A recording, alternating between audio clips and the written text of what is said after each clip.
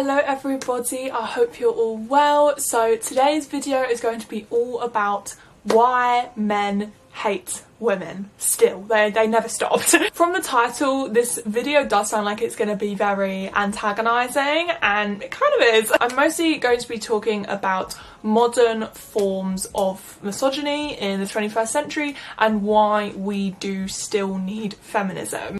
Okay, firstly a disclaimer here about copyright. So this video falls under the fair use clause of the DCMA, the Copyright Act, under the for the reason of entertainment for my subscribers mainly, and hopefully there's an educational component to this as well. Now, this young lady is going to talk to us today about modern forms of misogyny, whatever that means. I'm not sure what she means by that, because misogyny is the hatred of women. Counterposed to that, I guess you could say, is misandry, which is the hatred of men. So she's going to be coming at this from the point of view that feminism is still relevant in the modern world, because misogyny is prevalent throughout society, namely due to the patriarchy.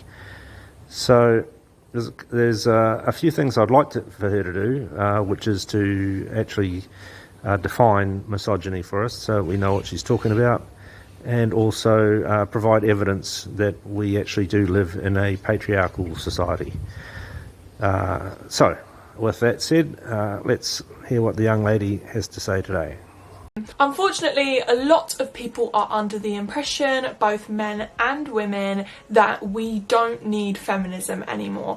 That feminism is basically rendered useless in the 21st century because of how far women's rights have come. But I want to debunk this myth and just set a few points, and this is literally just a few out of many, of why we do still need feminism in the 21st century. And I am more than aware that women's rights have come forward absolute leaps and bounds in this country. I am very grateful and fortunate to live in a country where women's rights have progressed so much compared to other countries. But just because women's rights have progressed so much in this country doesn't mean we could not and should not point out problems which still exist within the patriarchy. And I am also more than aware that this does not apply to every single man that exists, but I think not only just in men but in women as well, in all of us really. Misogyny has been so ingrained into our heads from such a young age that it is really difficult to unlearn misogynistic habits. Even I still to this day find myself being internally misogynistic, and I do think most women will agree with me on this point, that in my whole lifetime, my whole 22 years of being alive on this planet, I have only met 3 straight men who aren't misogynistic in any way, I don't think. Which has always confused me, because isn't the whole point of being a straight man that you're meant to like women? So that is what I'm going to be doing in today's video. I'm going to be talking about how misogyny manifests itself in different ways in the 21st century, and how a lot of people tend to not notice that it's misogyny. I've got 4 examples that I'm using today. There is also going to be a part 2 to this video where I'm talking all about internalized misogyny, so if you aren't subscribed, make sure you are so you don't miss the second part. Whew, okay, a lot said there. Okay, so she's lucky that she lives in a country, presumably, going by her accent, she's in the UK somewhere, where she has a fairly easy life compared to other women around the world, due to patriarchy and misogyny. And misogyny is ingrained in both men and women from birth, and in her 22 years of living, she's only met 3 men who she thinks may not be misogynistic, which is strange because they were straight men, and apparently straight men like women. So that's a sort of an encapsulation there of what she said. Okay, so she's got 4 examples here that she's going to give us that prove men hate women in today's world, in her world at least, and she's got a part 2 to do with internal misogyny. Now, I would like to see her talk about misandry. If she's a feminist, she'll be believing in equality, and why not have an equal and fair discussion about the matter? So we can have part 1 being about misogyny and part 2 being about misandry. That seems fair to me. Now, she's also saying that feminism is still relevant. I'd argue that feminism has never been relevant. I think it's been a distraction from real issues that are facing the world. And I'm just wondering, a question to her if she ever sees this video, what does she think about the women in Ukraine not demanding equal treatment when it comes to defending their country? Why is it that they're quite happy to get shipped out of the war zone on trains without putting up any sort of a struggle and demanding that they get given a gun and go and help their men defend the country? Just as a modern example of misogyny, I guess I guess that's what that is. The war breaks out and the women take off, and yet they demand equality under the law. Of course, they have equality, so I think she knows that deep down. But anyway, she's got these 4 examples, so let's have a listen.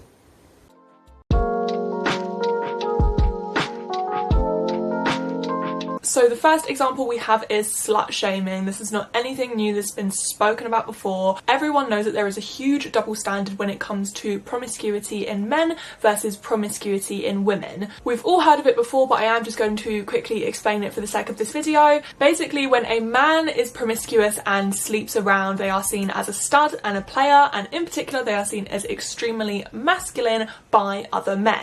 I'm just going to make the quick point here that a promiscuous man, a man with a high body count, to use a certain terminology, is also seen as desirable by women, masculine and desirable by women, and that's a fact. Okay, the dating apps have got the data on this. There's a very small percentage of men that are sleeping with 80 or 90% of the women on these dating apps. And that's because the women find these men attractive. Now, you can put that down to internalised misogyny, or you could put that down to biology. I lean towards the latter. I think that women, it's in their nature to prefer older men and men who meet certain physical requirements that are common amongst all women, and so therefore those men who meet those physical requirements get to sleep with the majority of the women. So that's the facts, and they're borne out. There's stats on this. It's not just conjecture like we're about to hear from you for the remainder of this video. So I think you need to have a little bit of a think about what you're saying when it comes down to slut shaming. I personally, I don't think men should be shaming sluts, and I think a lot of slut shaming comes from women. So having said that, let's carry on, and I'll address this point later on. And meanwhilest, if a woman is promiscuous and sleeps around, they are seen as a slut. or whore, in some cases even dirty, used goods, guys don't want to go there with a girl that's easy, etc. And already we can see how these double standards can actually be harmful towards men as well, because so many men, a majority of men I think, put their self-value into how much sex they have and how much women find them attractive. Yeah, okay, two points there. So I agree with you that men shouldn't measure their value, their self-worth against how many women they sleep with. I think that's a waste of time and effort and money on a man's part. I mean, at the end of the day, if you want to sleep with a woman, there's plenty of vaginas for rent anywhere in the world. So you don't need to go, you know, out trying to date them or meet them or use any dating apps or anything. You just turn to the back page of the newspaper. There'll be at least half a dozen of them ready to receive your phone call. And as long as you're using protection, condom, you should be fine. My second point is a point of contention here. This young man that she's shown a video of here is an incel. Certainly not representative of the majority of men at all in society. This is an extremist who I believe he's dead now. He's either been shot or killed himself or something. Incels don't really interest me. Like I say, if they want to sleep with women, there's plenty of them available for them to do that with. So Jordan Peterson has a good point here, and that is if all the women find you unattractive, it's not the women's fault. Okay, and I don't think you can argue with that. If you're unattractive to all of the women, there's a reason for that. And you can do something about it. Okay, you know, you better yourself in whatever way that might take. It could just be do some public speaking, get a bit of self-confidence. So yeah, my first point is leave the women alone. My second point is you don't bother painting men black by showing us video of an incel and making out that men are like this in general. It's ridiculous. Because there is this huge pressure to get laid and be sexually active, and for men that don't have a lot of sex and aren't very sexually active, it can lead to very low self-esteem and a very warped perception of themselves. I'm pretty convinced that this whole the more women you sleep with, the more masculine you are, I'm pretty sure led to the whole incel movement and that big steaming hot pile of shit that I will cover another day. Now don't get me wrong, there are actually people out there who are turned off by men who are particularly promiscuous or sleep around or very sexually active, but it really isn't that many, especially compared to how many men are turned off by women who are very sexually active and promiscuous. Sorry, quick break, I had to take my clips out because they were making my forehead look absolutely gigantic. Anyways, I know so many women who would happily date men with high body counts and they genuinely do not care. I know girls in my personal life whose boyfriends' body counts are 100 plus and they literally did not care, or the only part they cared about was that they would get the beat and delete treatment. And as I said earlier, with women it is a completely different story. If you are promiscuous, you are seen as a slut or whore, the town bike, easy, not wife material, etc. The list goes on, and it's not just men who slut shame women. Women slut shame women too. I used to do it when I was younger and that's really, really embarrassing to even think about. But also it's not just the amount of people that women sleep with that they get shamed for, it's how long they wait to sleep with someone. For example, someone could have what they consider a low body count, but if they've perhaps had a few one-night stands or they slept with someone after a first date, oh, that's slutty. Women are slut shamed for their kinks if they like consensual rough sex, BDSM, out of the norm kinks. They're either letting men disrespect them or they have no respect for themselves. Yeah, so it is women that do most of the slut shaming, and as you point out, you've got girlfriends there who don't really care about a man's body count. which is this is the biology of it. You see, this is where your feminist ideology falls apart when it comes hard up against the biological reality of the species. So it's interesting that you say, a woman with a low body count who has had a whole lot of one-night stands. That's actually part of the body count in reality. But let me just say, shaming or shaming sluts is wrong. I agree with you on that. Sluts play a large role in a young man's life. You sleep around as a young man, gain experience, and sluts. If you get a good slut, she will, might even teach you a few things that you didn't know. You can obviously practice on her as much as you possibly can as a young man. So I don't have a problem with sluts. I think they play a very valuable role in a young man's life.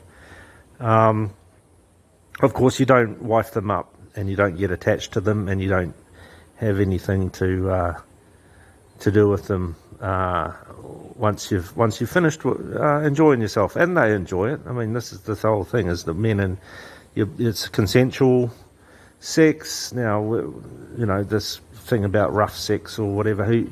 If the woman desires that, or the man can talk her into it, so there's no problem with that.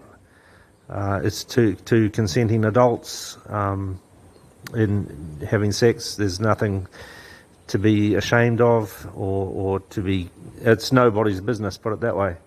What men and women do together in the confines of their own relationship, whether it's a long-term, short-term, one-night stand, whatever.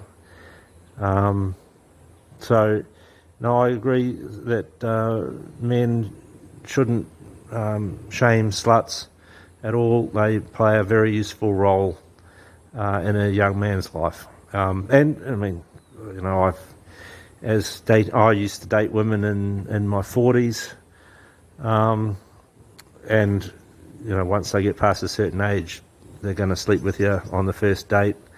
They've got nothing to lose, they're not, they're past pretending that they're of any real value, as opposed to the younger, nubile 18 to 19-year-olds, So, it is what it is. It's just the nature of the species, and there's nothing wrong with it. I'll just add that I'm still waiting for this evidence of misogyny on this topic. From what you've said, you've just spoken about the biology of the situation. Biology is not misogyny, so still waiting for any evidence of misogyny when it comes to slut shaming. Apparently, women are even slut shamed for the way they dress. Yes, some outfits can be considered slutty. I have no idea how an outfit can show how sexually promiscuous you are, to be honest. Another problem related to slut shaming is leaking sex and nudes. More often than not, it is a man leaking a picture or a video of a woman. Citation, please. That's just an unfounded allegation on your part there. Where are the stats on this? Who's provided the photos in the first place? Is it the man taking the photos of the woman without her consent, or is it consensual? This is just unsubstantiated allegation at the moment from this woman. So I wouldn't believe it. Now, this idea that a woman can wear a slutty outfit. Now, I've seen plenty of slutty outfits on women. There's even as a sexual costume or cosplay category for women who can dress up as sluts. There's the slut walk, and the women on that walk, on that march, they apparently dress up as sluts. I've had an interaction with a woman who got turned on by acting as a slut, and that was what that was her foreplay, basically. Actually, a couple of women, thinking about it, probably two or three, one in particular. So there's such a nuanced area of discussion that feminism just can't, the ideology can't cope with the actual reality of the situation. So again, we're still waiting for this idea that the hatred of women is involved in any way with a woman's sexual promiscuity, or not. It doesn't make any sense why you're bringing this up to demonstrate misogyny, because it's just what you're saying is totally irrelevant to men hating women. It's just it's totally not relevant. And more often than not, rather than the man being held responsible for leaking a video or a picture which they weren't supposed to, which they were trusted with, etc., the woman is criticised for sending it in the first place. You shouldn't have sent that kind of picture or video anyway if you knew the risk, blah blah blah. As far as I'm aware, most women only send pictures and videos to people that they genuinely trust. So they never send it thinking that the person would leak it or send it on, etc. What a naive little view of the world this woman's got. I guess she's only 22, but does she expect us to believe that all of the women are only sending these photos and videos of themselves on the basis that they are trusting the recipient implicitly with that they're never going to share it with anyone else in the world? I mean, it's ludicrous to think that women are that naive. It's sugar and spice and all things nice. So, I mean, she is 21 or 22, but honestly, there's what she's just said there is a load of absolute tripe. It's just pathetic. Also, some of the time men will literally coerce these pictures and pressure these women to send pictures to them. When you're sending videos and pictures, yeah, you know the risk, but you genuinely trust the person that you are sending them to, and you genuinely think they wouldn't do that to you. So the man completely violates the woman's trust, embarrasses her and humiliates her, and somehow it's the woman's fault. It's like blaming someone for getting hit by a car when crossing the road using a zebra crossing, for example. A car driving through a zebra crossing when a pedestrian is going to cross it is illegal, the same way that leaking sex and nudes is also illegal. But there is still that risk when you use a zebra crossing that a car or a bus can just go zooming past and hit you. But if that does happen, who do you blame? The driver, who should have been following the law, or the person who took the risk and crossed the road? Oh look, it's a weak analogy at best. I don't see this as being anything to do with misogyny at all. It's, a scenario there where the guy asked the girl for a nude or something, a photo of her in the nude. When in the heat of the moment, it seems like the right thing to do. A few months later, the relationship breaks up. She keys his car or she initiates some kind of revenge, and then he posts or shows his mates his ex-girlfriend's tits or something. It's a big fucking deal. It's just, it's pathetic. And it's definitely not an example of misogynistic behaviour. So I don't even know why she's talking about it.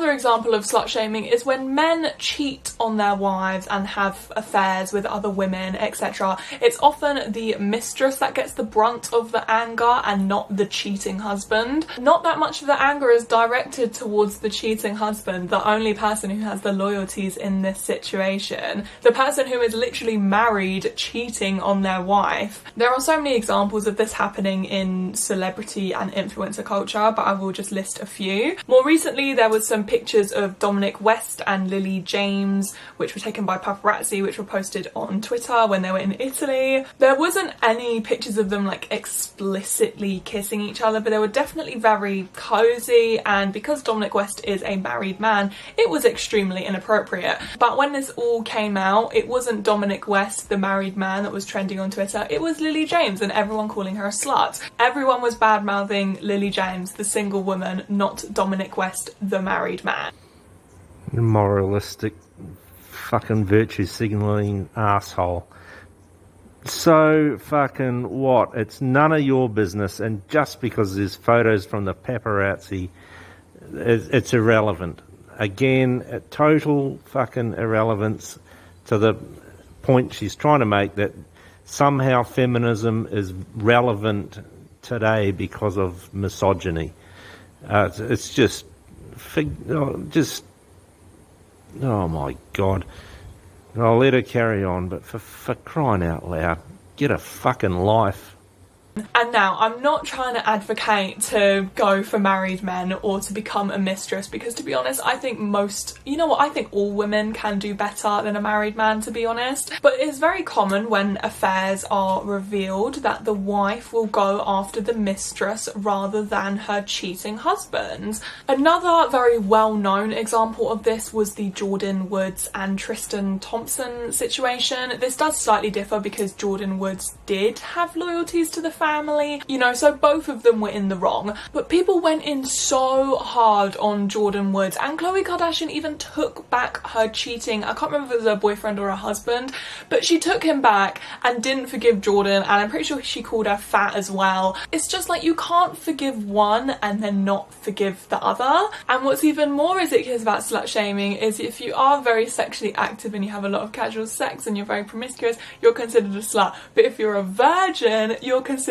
prude and boring. So either way, you literally cannot win. And like I've said before, the term slut is not just used by men, it is very often used by women as well. I remember there was this weird trend, I believe it was about 10 years ago. I'm pretty sure I made one as well, which is so embarrassing to think about. And it was people holding up placards saying hey girl, did you know your skirt goes over your ass, or something like that. And it was loads of girls doing it. 2012 was a wild time. But like I said, I will elaborate more on internalized misogyny in the second part to this video. Personally, I don't think there is any such thing as a slut. I think the term slut has been weaponized against women to shame them for their sexual activity. Well, I think the term slut has been weaponised by women so they can shame each other for their sexual proclivities or not. As you say, you can't win, you're either a prude or a slut, blah blah blah blah blah. Who cares?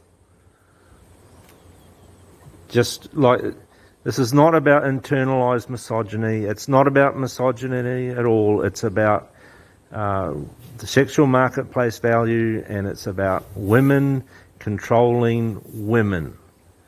It's about women and their competition in the hierarchy regarding sexual proclivities and whether or not they are wife material and going for the high value. It's just so much more than just an example of fucking, or a non-example of misogyny. It's just rubbish. When we all know that your sexual activity does not make any difference to your worth as a person, and most of us know that regardless of whether you fit the term slut or not, men and women will use that insult and throw it in your face. It's a very common insult to use when you turn down a man. They'll call you a fat slut, an ugly slag, etc. It literally happened to me the other day. A majority of misogyny is rooted in jealousy, and a majority of men's misogyny is rooted in the fact that they can't get get the women that they want. So they will throw misogynistic terms like slut and slag in your face just because they feel emasculated. Well, I've never felt emasculated, and I've never met a man who understands the term feel emasculated. I've met plenty of men, and I myself have experienced rejection. That's very common amongst men. It's something that a young boy learns by about the age of 10. So you harden up, the scar creates a callus, so to speak, and you move on. It's got nothing to do with misogyny at all, or internalised or externalised. It's got nothing to do with misogyny or emasculation for that matter. It's just part and parcel of growing up as a young man. So, again, absolute load of fucking tripe from this woman so far. Now I'm going to leave it at that when it comes to slut shaming. I know there is so much more to say, so I will link down below a few articles which I used to research for this and some more if you guys want to know more about it, but obviously I want to try and cover as many things as I can in this video.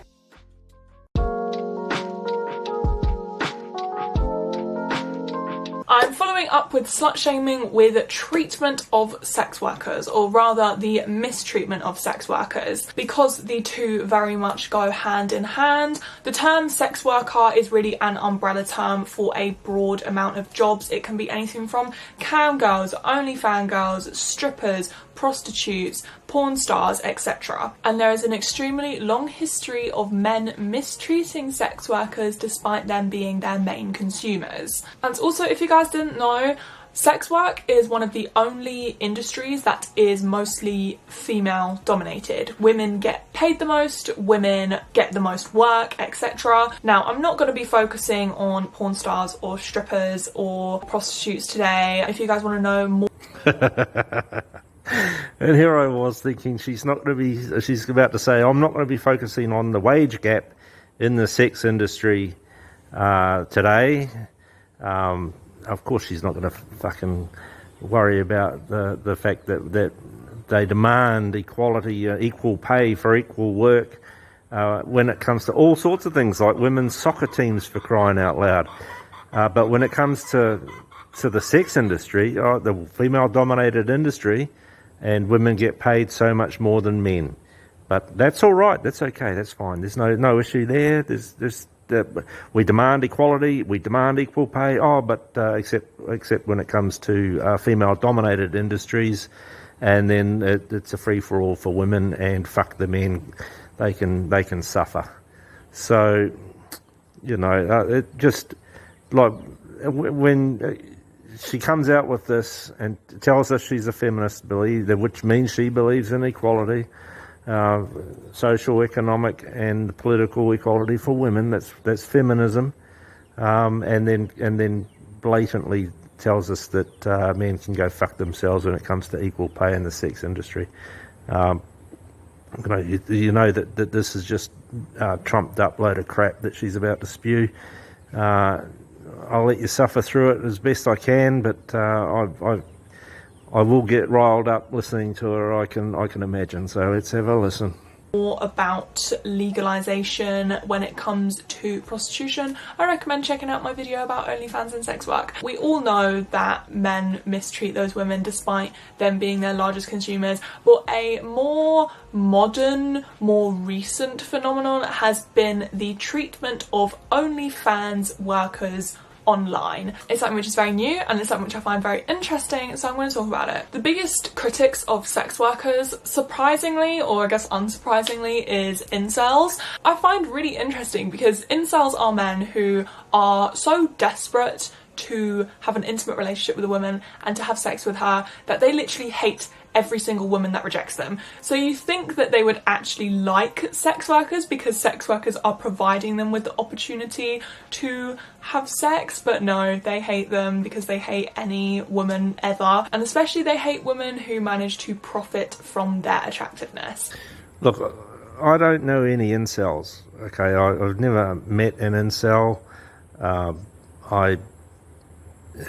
never had a conversation with incels. I really don't know how they feel towards women at all, and honestly, I'm not particularly interested in it, to be honest. But could it be that their objection is about the exploitation of men by these women, and in a financial capacity? I mean, just get your head out of your ass for a little minute, love, and have a think that perhaps the women in these OnlyFans and places, other online porn sites, are actually exploiting the men financially. That would be, I think, what the contention is with incels and prostitutes, because it's a financial exploitation. I see it more as a straight business transaction along the lines of marriage to Western women. For most Western women, the marriage vow is, well, the marriage itself is about the day, and then it's a straight up financial business transaction. She expects to be happy, and the moment she's not, she's going to exploit the man for all his resources. And I think that's where a lot of these incels have a problem with approaching sex workers, due to the exploitation of the men by the women. Of course, as a feminist, you see women as the victim and men as the perpetrator, and so it's a completely alien concept that women can exploit men. And from what I can see here, you're just an NPC who's just regurgitating feminist talking points and trying to find some kind of relevance in the modern society regarding the complete irrelevance of feminism and feminist talking points. That's what my takeaway from this so far. But personally, I'd just leave the incels alone, let them get on with their lives the best they can. I think that's my point of view. Good luck to them. I hope that they can take something from MGTOW and better themselves. But it's always about two-way street. It's always about exploitation. So, if you want to fuck a woman, just put your money down, roll your condom on, and get on with it. That's my view. If you guys don't know what OnlyFans is, it is a subscription website where people will pay a certain amount a month to access exclusive content. And because OnlyFans has very relaxed rules and regulations, it is mostly used by sex workers, in particular female sex workers. And they can post really anything on there. They can post lingerie photos, videos, tapes, pictures, nudes, etc. And the top OnlyFans creators make bank. And by bank, I mean bank. I'm talking, some of these girls are making upwards of $10,000 a month from OnlyFans. They're doing amazing. And because of the extremely negative stigma that OnlyFans and sex work in general has, these women are very vocal about how much they earn. Almost as a way to be like, hey, I'm doing this for a reason, by the way, look how much money I'm making, or hey, the person that's trying to slag me off for doing sex work, look how much money I'm making, up yours. And I don't really blame them for this, to be honest. And of course, with any line of sex work, I do recommend that women who do want to do it, make sure you actually think through the repercussions of what you're going to do, and make sure it's actually something that you want to do, and not just something where you think that you're gonna make quick money out of it. But OnlyFans is one of the safest and least exploitative forms of sex work out there. These women are in complete control of what content they create and distribute. It is extremely difficult to be exploited on OnlyFans because you are your own boss. Unlike other forms of sex work such as stripping, porn and prostitution, where it is very, very easy to be exploited. If anything, we should be celebrating OnlyFans because it is one of the safest and least exploitative forms of sex work, but unfortunately a lot of people, mostly men, get extremely heated over the topic. Well, I couldn't give a rat's ass about OnlyFans or any other sex work at all. As long as the woman's quite happy to do what she's doing, there's no issue with it, and as long as the men are quite happy to pay the money, there's no issue, and there should never be an issue with it. So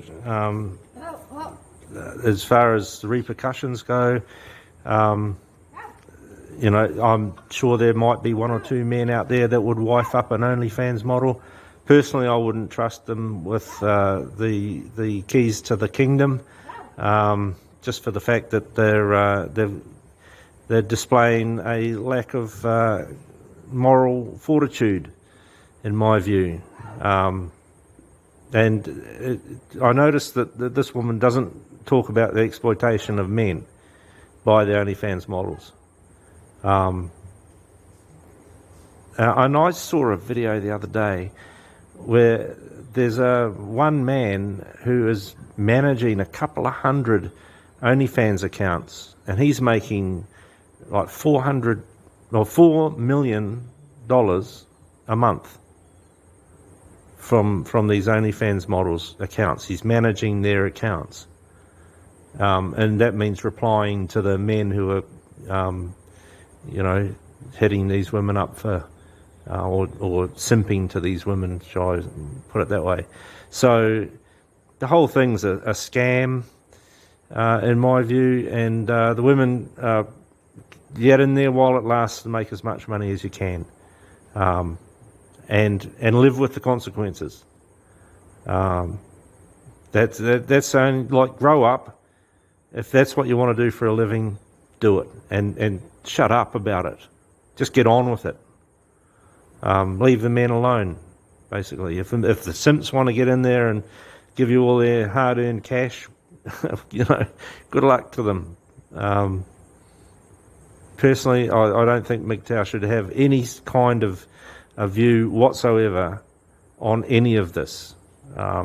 It is purely a business transaction between the men and the women, and vice versa. And about the gay men and their gay OnlyFans accounts, I'm sure there's a few of them. So it's just, you know, again, she's trying to paint this as misogyny. It's just, there's no evidence whatsoever being presented here of misogyny, internal or external. It's a load of rubbish. It's either OnlyFans girls have it easy, they don't deserve the money they're making, they sell their nudes for X amount of money, that's disgusting, they're sluts, their fathers should be ashamed of themselves, they're never going to get a boyfriend because I'd never date someone with an OnlyFans. Their mentions will literally be full of men abusing them just because they're sex workers. Very recently, one woman, I didn't manage to grab her Twitter handle, so if anyone knows it, then please leave a comment so I can stick it in the description. She posted on Twitter that she had bought her first ever apartment using money she made from OnlyFans, and the tweet gained quite a lot of attention. I believe it had around 50 to 100,000 likes, and basically a load of men reported her account, so it got deleted just because they were so fuming that a woman managed to make enough money to buy an apartment from OnlyFans earnings. Are you being serious? Grow up. Also, another thing I want to tackle is the whole I would never date someone with an OnlyFans. This may be a controversial opinion, I don't think so. There is nothing wrong if you don't want to date a sex worker. If that's something that you would not prefer to do, that's fine. But what isn't fine is getting all up in sex workers' mentions, saying, oh, I could never date a sex worker, that's disgusting. Because, like, who asked? Also, I don't think she'd ever date you anyway. I mean, did you really ever have a chance with this sex worker? Let's be real, probably not. And another thing, these men who will abuse and tweet sex workers all the time because they hate sex workers, that they're disappointments, their fathers should be ashamed of them, they don't deserve the money they earn, etc. If you are so bothered by sex workers, if women making money on OnlyFans boils your blood so much, you do realise the mute button exists. You can literally just mute them and it won't bother you ever again. And if I'm going to be completely honest, obviously I think hatred towards sex workers is deeply rooted in misogyny, but mostly I think it's rooted in jealousy. I think that these men are extremely jealous that they cannot profit off their bodies the same way that women can, and they can't deal with just one industry that is female dominated. And also I don't think they can deal with the fact that OnlyFans has finally given women the option to do sex work without being exploited or abused. And also they're probably attracted to them on top of that. So Well, thank you for your deep analysis on that point, sweetheart. When you start talking about the pay gap or the wage gap for male and female OnlyFans creators, I'll start taking you seriously as a feminist. Until that happens, you're just a waste of time, a waste of effort. A typical Western woman, no real understanding of the world around you, and harping on in your moralistic, virtue signalling bullshit fucking attitude, and really you're not describing misogyny in the slightest when you're talking about someone having a personal opinion about the exploitation of men by women in the porn industry, and why the hell men would pay for porn online. I've got no idea. It's free for everyone. I mean, the whole thing is just storm in a teacup. It's not worth the time of day. MGTOW have got better things to do. We just get on with it. And honestly, this is a first world, Western world issue that feminists like this one here crow about, but it's got nothing. It's nothing. It's irrelevant to the world around you. And like I say, the women in OnlyFans, well, good luck with that. Don't come crying to me when you're all sad and lonely and all you've got is half a dozen cats. I'm not interested. MGTOW don't need to be interested in this topic whatsoever. It's not misogyny. It's just storm in a teacup. Get on with it. It's all those factors combined, to be honest.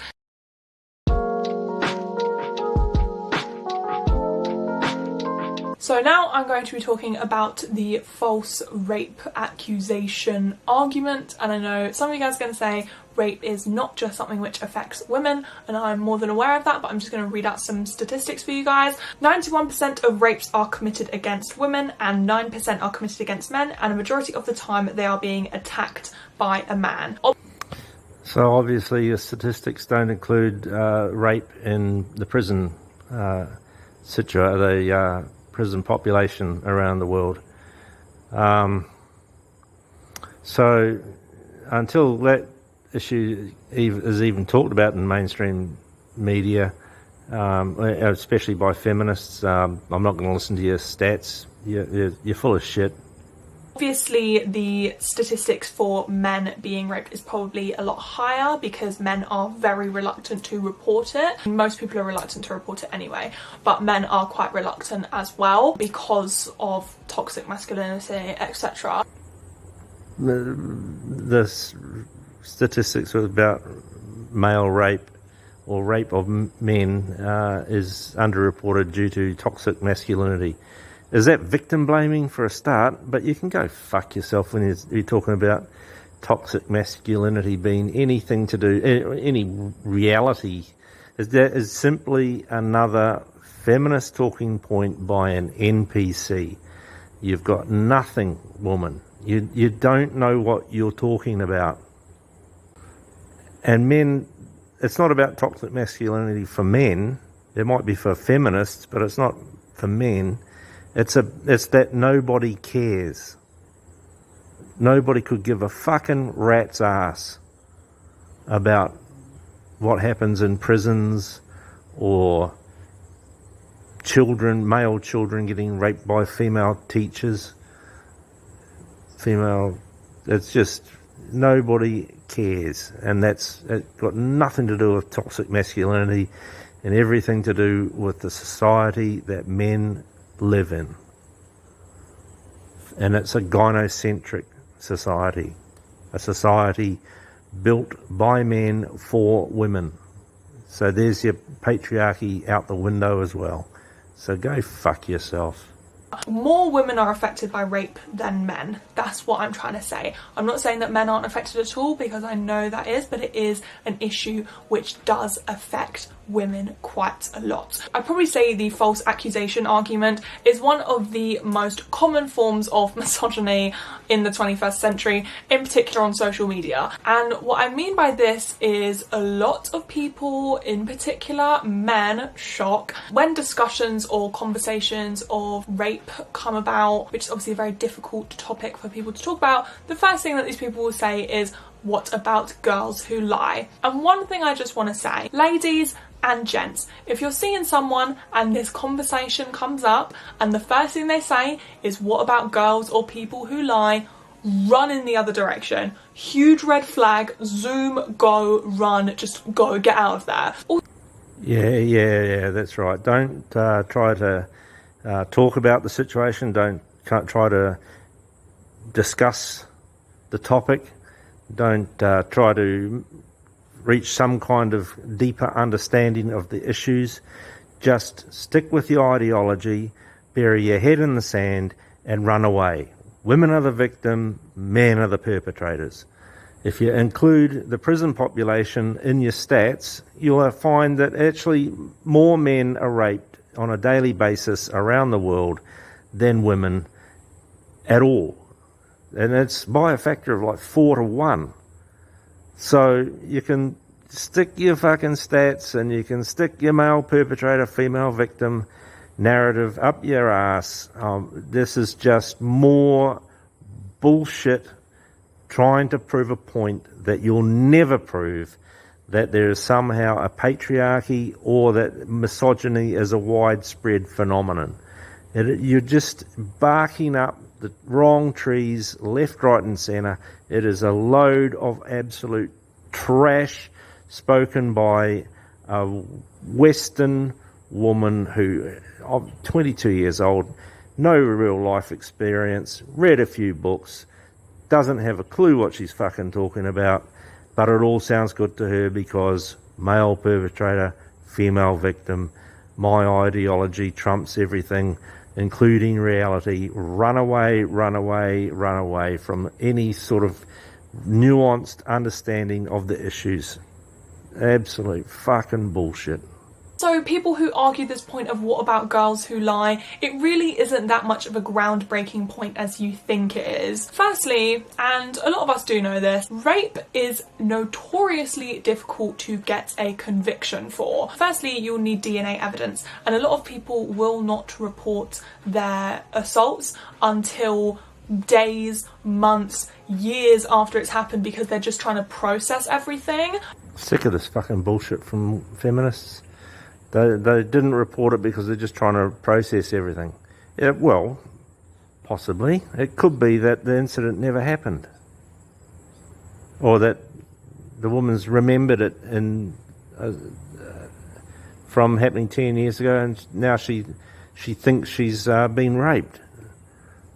I mean, it's just like it is such a asinine view of the world. It's pathetic. Feminists need to leave this topic well alone.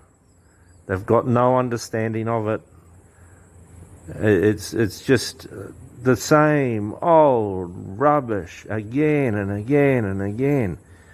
Stop it. It's not misogynistic to question a woman, especially in a legal context.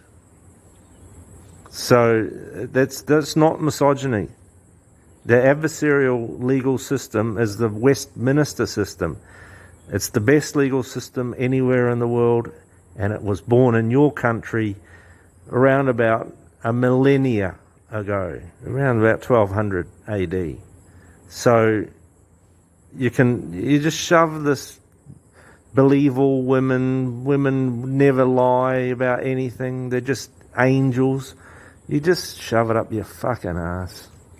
A lot of people don't realise that they've been sexually assaulted until years after it's happened. And even if there is DNA evidence, you have to try and prove to a jury beyond a reasonable doubt that it was a non-consensual encounter. And this is particularly difficult to do because the defence can just say, oh, well, she was consenting. And this is especially difficult to prove if it started out as a consensual encounter and then turned non-consensual. Not all assaults are extremely violent. Not all assaults leave bruises, marks, cuts, etc. And even if they do, there is something called the rough sex defence, where people can just say that it was consensual BDSM or rough kinky sex. And even if there is a lot of evidence to suggest guilt, they still may not be convicted. Now I'm going to read this from my notes because it's quite difficult to get out. So one example of this being there was a trial of 4 Irish rugby players. 2 were found not guilty of rape and the other 2 were cleared of exposure and perverting the course of justice, despite there being evidence to suggest that all 4 of them were guilty. Okay, so some women don't know they've been sexually assaulted until years later, years after the fact. I don't believe that for a second. All right, a sexual assault victim knows that they've been assaulted. It's male and female. They know when a sexual assault occurs. All right, the rest of it is just grow up, you fucking kids. That's my view of it.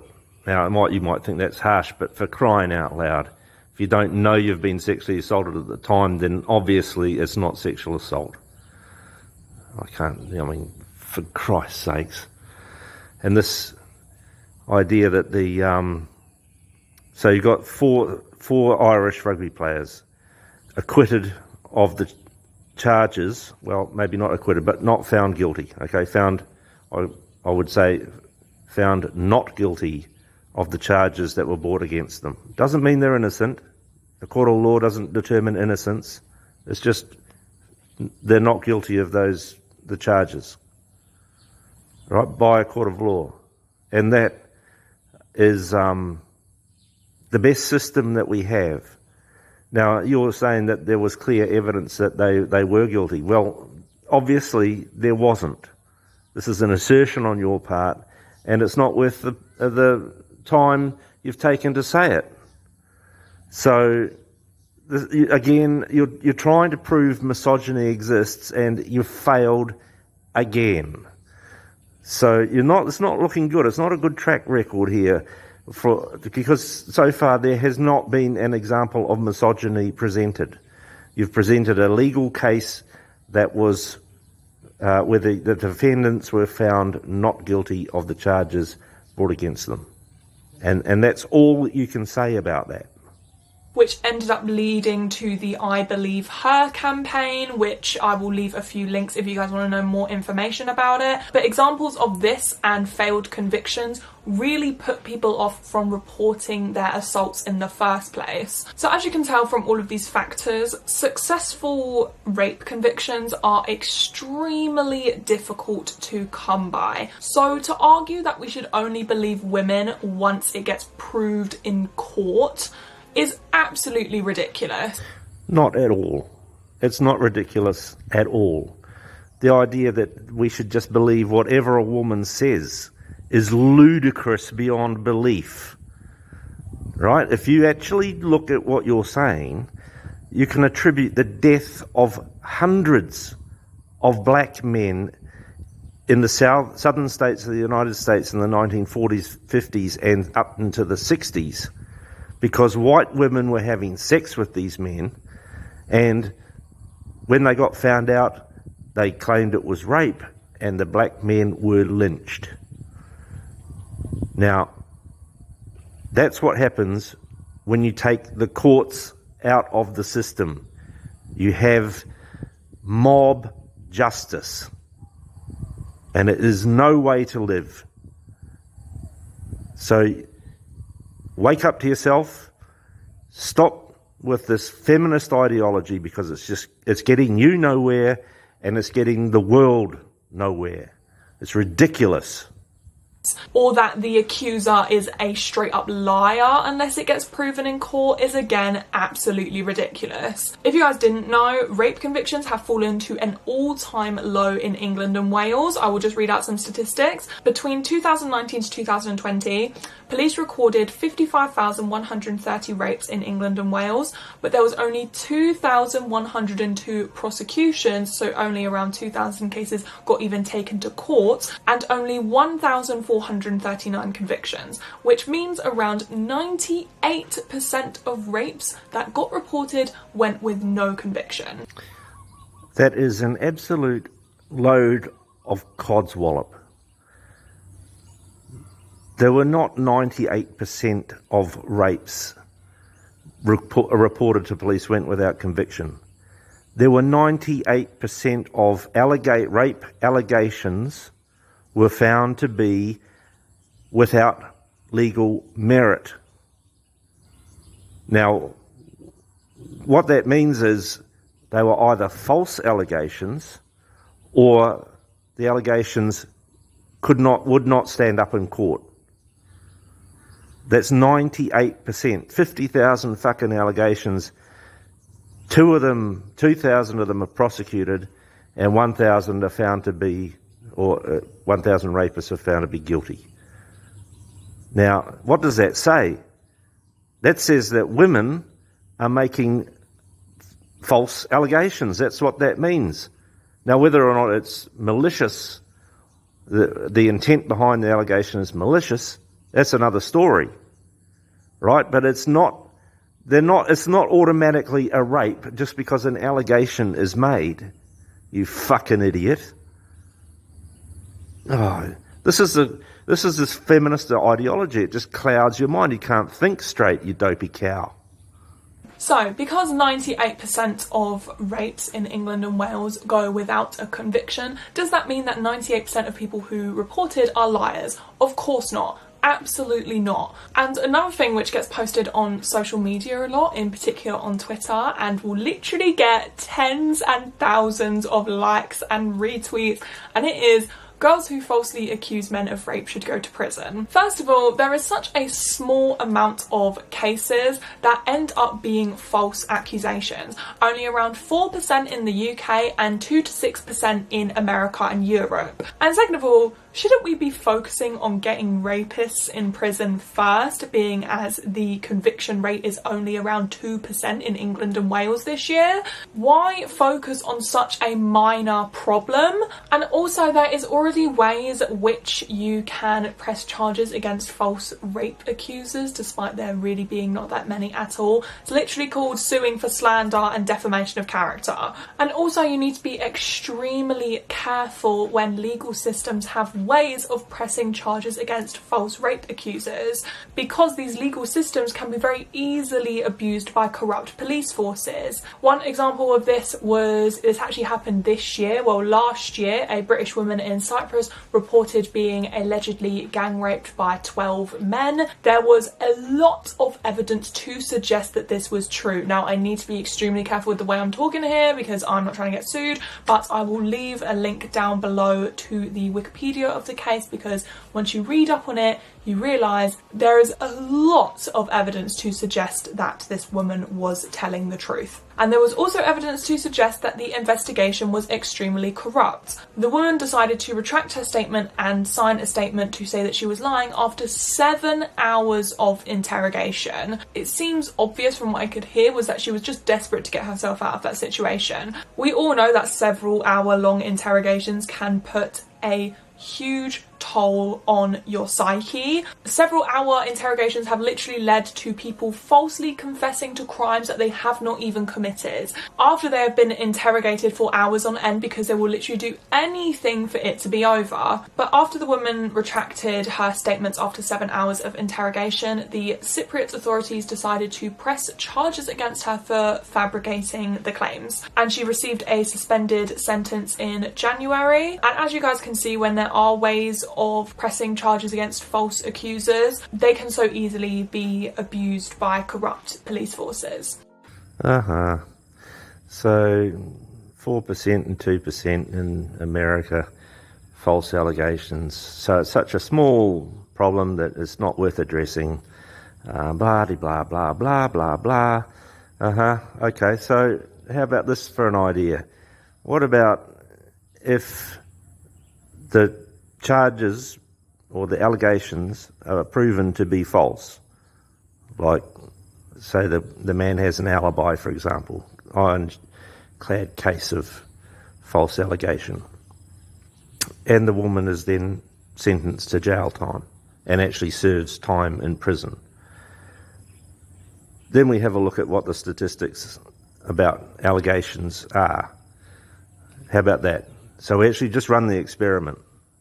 Put the false allegations, the ones that are beyond question, that are obviously false. Throw the women in prison. And then see how that changes the stats. How about that for an idea? So I'm sorry, but it's everybody knows that 7 hours of interrogation can be demanding on the, I'm just not interested in listening to your tripe. You know, you're trying to prove misogyny exists, and so far all you've proven is that there might be problems with the legal system, but it's the best system we've got.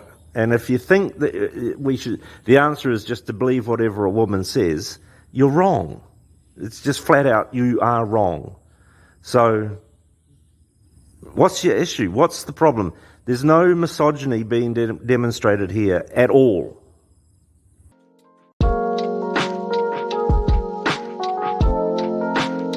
Now, the last thing I'm going to be talking about is empathy. I asked you guys over on my Instagram for what modern forms of misogyny you have experienced yourself, and a few of you guys actually messaged me about the term empathy, and in particular how the term empathy relates to the Tory Lanez Megan Thee Stallion situation. Quick public service announcement: I literally found out the day after I filmed this that it's actually pronounced Tory Lanez. Wow, I had no idea. I never listened to his music anyway, but yeah, no, so I say Tory Lanez instead of Tory Lanez this entire video, which is an extremely embarrassing moment for me in my career. But anyways, enjoy. If you guys don't know the Tory and Megan situation, Tory Lanez, who's a famous male rapper, shot Megan Thee Stallion, who is a famous female rapper, in both of her feet. When this incident first happened, there was no confirmation that Tory Lanez actually did it. It was just rumours that were sort of swirling around, and people genuinely wanted to know whether Tory Lanez was the person who shot Megan in both of her feet. So Megan went on Instagram Live and said, yes, it was Tory Lanez who shot me in both of my feet. Now, don't get me wrong, Megan did get an outpour of public support, like she should. She literally got shot in both of her feet, but she also got a load of criticism, mostly from men, shock, because apparently she was being a snitch, or it was people saying that, oh, there's two sides to every story. And one thing I want to know, if you think there's two sides to every story, I want to know if there's anything which makes it justifiable for a grown-ass man to shoot a woman in both of her feet. Please enlighten me, let me know. Well, it's not going to be very difficult, is it? So some woman I've never heard of gets shot in the feet by someone else I've never heard of, allegedly. Right? Unless this thing's been proven in court, or unless this guy has been convicted of this crime, the trial by Instagram is nothing, right? It doesn't exist. Okay? And what's to say this woman didn't do it to herself and then claim it was someone else and then want the outpouring of grief on Instagram to help with her career? It just suggests that you've got a career in whatever it is you're doing here is just, I mean, the level of delusion there is unbelievable. But this, like, unless this has been proven that this guy actually committed this crime, then you might as well not be talking about it, because it's not relevant. It's certainly not misogyny. So, like, what the fuck? How can you be serious about any of this, woman? I don't understand it. You know, you come out here claiming that you can prove misogyny, and you're at the last example, and you're struggling. You're struggling. It's ridiculous. But something which also happened, which was quite odd, and this wasn't like a widespread thing, it just happened sort of in a few places, was some people were actually feeling sorry for Tory Lanez. They had sympathy for him about how this would affect his career, almost treating him like he was misunderstood in some way. And it turns out there is actually a nickname for this phenomenon, and it is called himpathy. The term himpathy was coined by Cornell professor Kate Mann, and it is defined as the inappropriate and disproportionate sympathy powerful men often enjoy in cases of sexual assault, intimate partner violence, homicide, and other misogynistic behaviour. So to define it simply, unfortunately, when men get revealed to be predators or violent towards their partners or violent towards people in general, rather than people focusing on the victim and what the victim has been through, people will focus on the man, the perpetrator, and how these accusations will affect them and their career. The emotions and perspectives of the men are centred, meanwhile the experience of the often woman is pushed to the side. And what I noticed... Can the incident not be seen as a tragic event that where both parties are affected? Can that not be seen like that's what you've described there from this Cornell University professor is misandry. It's the hatred of men. It's the male perpetrator. Men need to be legislated against, whereas women require the sympathy and the empowerment of the society around them. Male perpetrator, you even use that term, female victim. That's the narrative. That's what feminists want to enshrine in our societies, that women are always the victim and men are always the perpetrator. And you can't have sympathy for the perpetrator under any circumstances. Men need to be persecuted, prosecuted, legislated against. That's the feminist narrative. It's not about equality. It's not about justice. It's not about equity. It's just about the suppression and the persecution and the prosecution of men.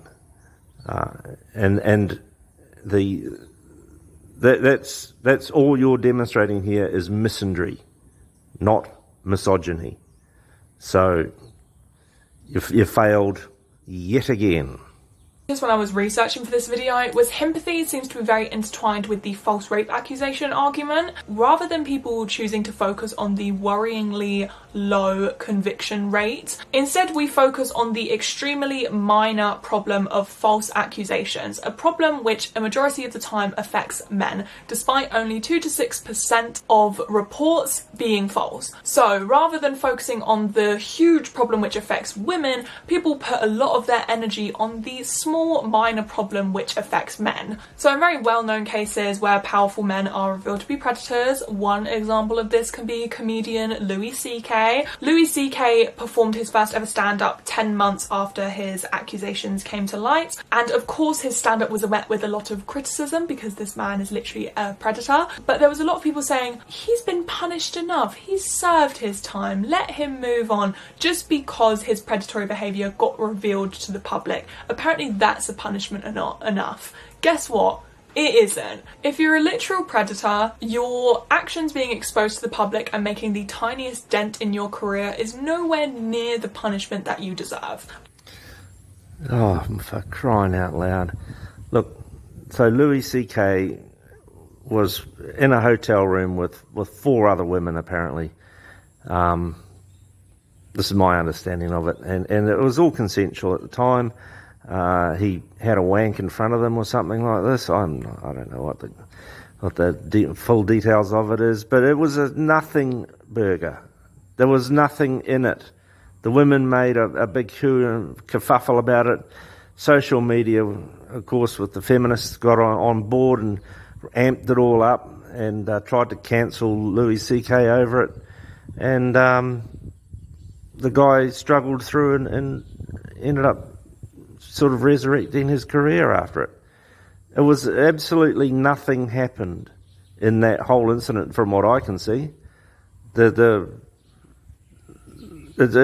Just a absolute another storm in a teacup, and instead of laughing at this mob, fucking woke mob that came after Louis, he should have just stood up to them, sent them a few dick pics or something, you know, just like this idea that you're proving misandry again, proving misogyny again is ridiculous. You're not, right? The Louis C.K. was a complete fucking abortion from the get-go. And the point is, this is like the lesson to be learned for men is just to leave women well alone. Never put yourself in a position where you are alone in a room with one or more women. Always have a trusted witness with you when you're around women, and do not interact with women in the West at all under any circumstances, if at all possible. Avoid them like the plague. That's the answer. MGTOW. MGTOW's the answer. That's all you're saying here. Just put them down and walk away. Another example of himpathy was the Brock Turner case. He got a 6-month prison sentence for raping an unconscious woman behind a dumpster, and the whole reason he got a shorter sentence was because the judge was worried about it affecting his swimming career. But a literal judge prioritised the emotions and career prospects of a literal rapist over the unconscious victim. And this is why it's so important to crack down on himpathy, because clearly the judge and jury have internalised this so much that they literally gave a rapist 6 months in prison so their career wasn't affected. And some of you guys may say in the comments that himpathy isn't a huge problem because why do we care about the opinions of random people on social media? But as you can see, himpathy can literally translate itself into the judicial system, so that's when we need to start cracking down on it. Himpathy is internalised into the judicial system. What a fucking load of shit. A made-up word by some fucking professor in Cornell, in the same way that mansplaining was made up.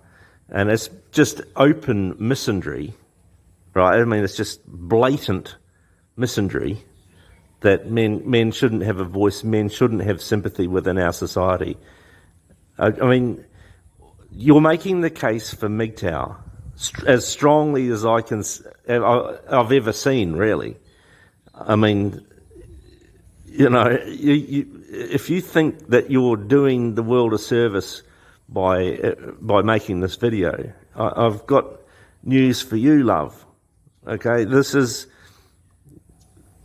I'm speechless at how ignorant you can be about the issues that you're talking about. It's down to your feminist ideology, like, clearly. I mean, you're so blinded by this idea that men are perpetrators, women are victims, that you can't see the bigger picture at all. It's it's staggering in someone so young to find, and as you say, you've had a past where you're embarrassed about. Just it's not the past that you should be embarrassed about. It's about what you're saying that now that should make your head spin. But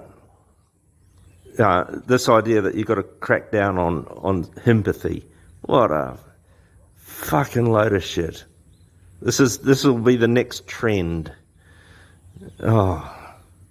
That's when it becomes a huge problem. And if anyone even wants to try and tell me that accusations and convictions ruin people's lives, I would just like us to take a long look at Roman Polanski. I rest my case. Now, conclusion, to conclude this video. Now, this was only a few small examples of modern day misogyny. I'm just going to go through them again very, very quickly. The first one being slut shaming and the huge double standard when it comes to men being promiscuous versus women being promiscuous. That's not misogyny, that is biology. If you actually look at the non-feminist studies that are done on this, first of all, the women slut shame each other, right? That's where that comes from. The slut shaming is women on women shaming, for the most part.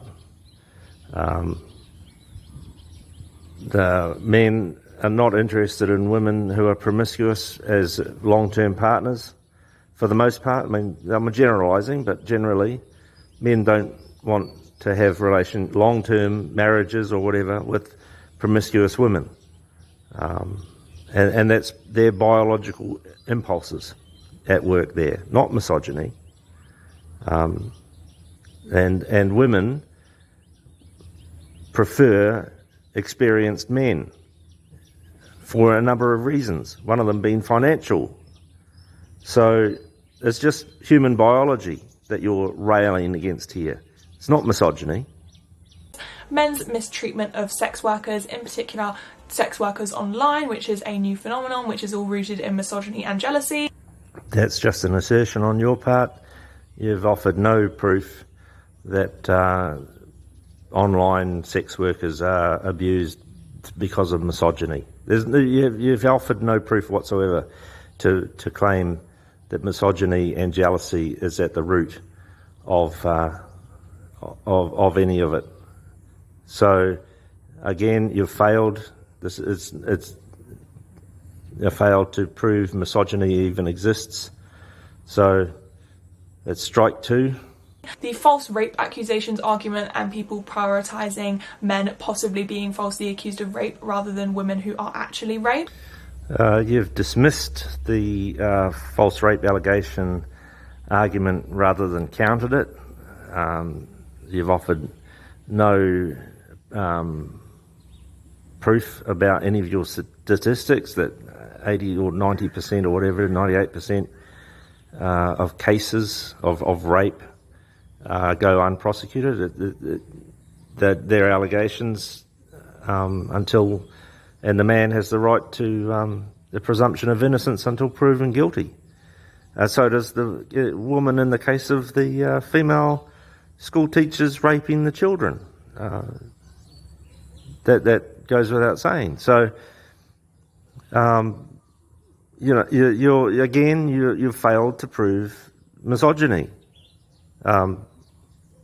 So men have every right to dispute a claim of rape or an allegation of rape that's made against them. That's their legal right. So, failure to prove misogyny yet again.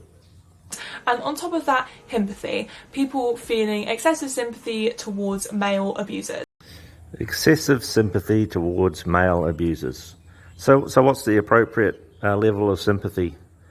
What level of sympathy would not be excessive? Could you enlighten us on that point?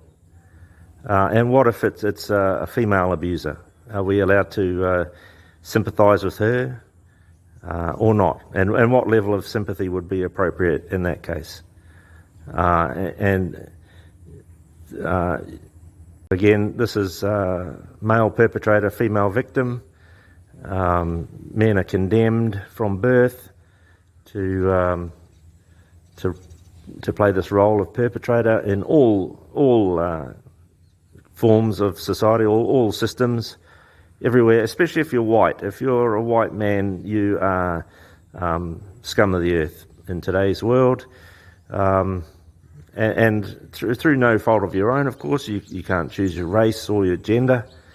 So, it's persecution and clear case of misandry.